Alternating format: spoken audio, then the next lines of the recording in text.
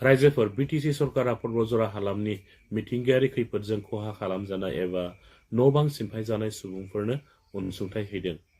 बे अनसुंथाइ हैनाय हाबाफारियाव बिपिएफनि लाइमोन गांखंनि लेङाइ आफादगिरि प्रहलाद ब्रह्म बिथाङा बाहागो लानायजों लोगोसे खौरां बिजोङाव बिथाङा गोबां बाथ्रा फोरमायदों। रायजोफोर नोंथांमोना बिथांनि फोरमायनाय सुंद' भिडिअ क्लिप्सखौ जोबजासिम नायनानै लाग्रोदो। बेनि उनाव नोंथांमोननि गोसोआव मा साननाय सोमजिदों नोंथांमोना कमेन्टनि गेजेरजों फोरमायब्लानो जाबाय।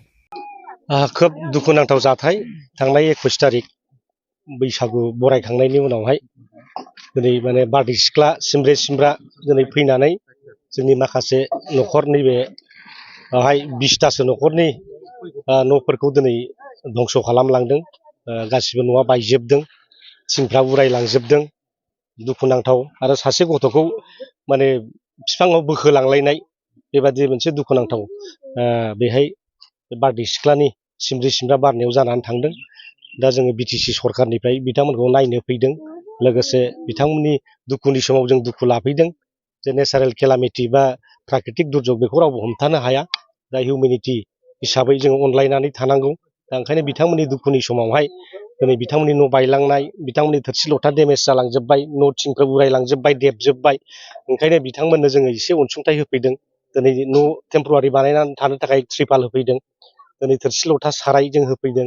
दिनै गाननो जोमनो दख'ना, गामसा, सादोर, ब्लाउस, दिनै माने माइरं, दालि, थाव गुबै, सिनि, संख्रि बेफोरखौ जोङो बिथांमोननो होफैदों। जाहाथे जोंनि आसाम गभर्नमेन्टनि जायनाखि अनसुंथाइ मोननांगौ रिलिफ डिपार्टमेन्ट जिहेतु बिटिसिआव गैया, दा बिनि थाखाय जोङो आफादत्त बेखौ होफैग्रोदों।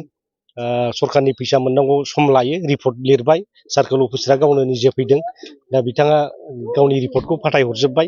हयथ' काउन्टिंनि उनावहाय रिजाल्टनि उनावहाय इलेक्सन रिजाल्टनि उनावहाय सरकारि फैसा मोननांगौ। जिहेतु फुल डेमेज जायोब्ला 1-1.5 लाख थाखा मोननायनि माखासे सरकारि अनसुंथाइ मोननायनि माखासे लामाफोर दङ। बेफोरखौ मोनहोनायनि बेबस्थाखौ जोङो सरकारि भाबै दिनै नाजाबाय थादों। निस्सय मोनगोन जोंहा मोनसे बिसास दङ। दा जेखि जाया मानो जोङो बिथांमोननि जे दुखु दाहा बेखौ नायनानै जोंबो दुखु मोनफादों। आरो इसोरनि अननायाव रावबो जे बेवहाय माने देहाया जेबो आघात जायाखिसै, रावबो माने बेवहाय जिउआ गोमानाङाखिसै। बिनि थाखाय अबंगसायनाव आर'जबो गाबदों आरो बिथांखौ साबायखर होदों। नेचारा नेचार, गावनि बोथोर बादि गाव फैबाय थागोन। बारदै सिख्लाया बैसाग मासाव फैखायो, जों बयबो मिथिखागौ। जोंहा मेथाइबो दङ, खन्थाइबो दङ। बारदै सिख्ला माब्ला फैयो, सिमब्रे सिमब्रा बारा माब्ला फैयो। दा बिदि गावनि आखुथायखौ गाव दिन्थिदों। दा बेनोसै।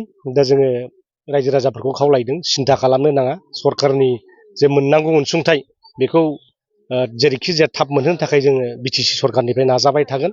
आरो हानायखिनिखौ बिटिसि सरकारनिफ्रायबो जोङो होबाय थागोन।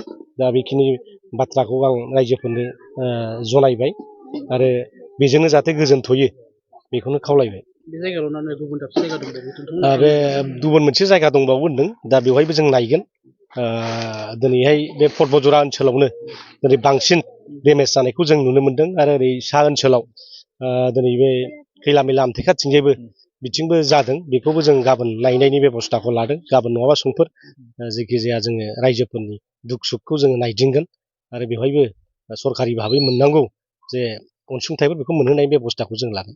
मा नोंथांमोनाबो अनसुंथाइ? दा बेवहाय जोङो टेम्परारि न' लुनानै थानो थाखाय दा थिं पाट गैया, मा गैया। सोरबा न'खरासो थाखा फैसा थानोसै, सोरबा गरिब न'खर दङ, त्रिपाल गांसे बायनो हाया।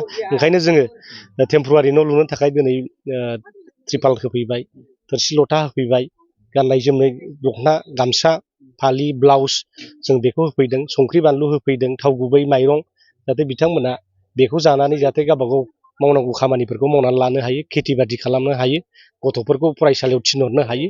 दा बिखिनि अनसुंथाइखौ जों होनाय जाबाय।